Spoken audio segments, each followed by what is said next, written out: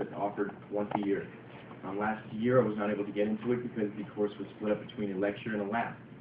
I should have only been here for 2 or 3. I've not been able to get any of the classes that I need during winter semesters because of the severe cuts. We have some other community colleges not too far from here who have over 300 sections in their winter, yet we continue to make cuts after cuts after cuts, and now we are at the threat of the potential elimination of our winter. There have been many individuals up here who have articulated concerns and alternatives to the decision that you guys have already made that are now going to make official pretty soon here in the closed session. So I believe that this forum, right, that we're having here, right, the public opportunity to have a voice, right, it's all theatrics. It's an appeasement. We get a voice, we get an opportunity to vent, right, and then you go ahead and make a decision that you already set out to make. Right, there are articulated and constructive alternatives, right, to what you have proposed today.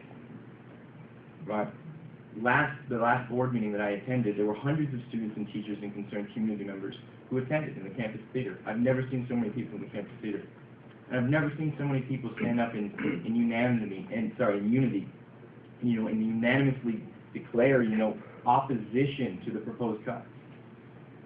Right, and yet the voices of so many and so unified were completely disregarded and ignored, not even taken into consideration in the decision that was made. And I'm a psychology major here at campus. I love working with people. I care about people. And I care about the students who are going to come after me. Once I'm gone, the students who are going to be coming to for a quality education, and they're going to show up and they're not going to get it.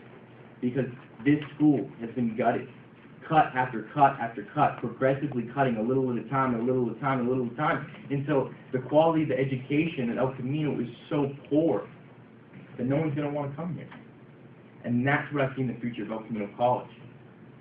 Right? In the last board meeting, I watched a lot of you. While speaker after speaker after speaker came up here, and articulately or passionately or try to reason with you about the proposed cuts, right? And how difficult it was for you guys to actually look at the speakers. I watched you stare at the ground. I watched you fiddle with the papers. I watched some of you with the verge of tears. And what it shows me is that you have something, you have a desire, right, to do something that benefits students, that there's something in your mind that knows that you are not making the right decision.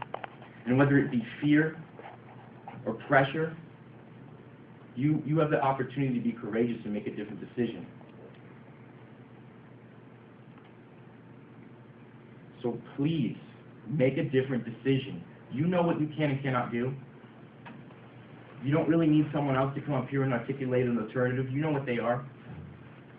Me coming up here and repeating what other people have said, standing with them, I mean, that's great and stuff, but you guys know what the alternatives are. You know what you have the power to do. You have the power to make a different decision. So please, if you care about education, if you care about the students, show it. Show it.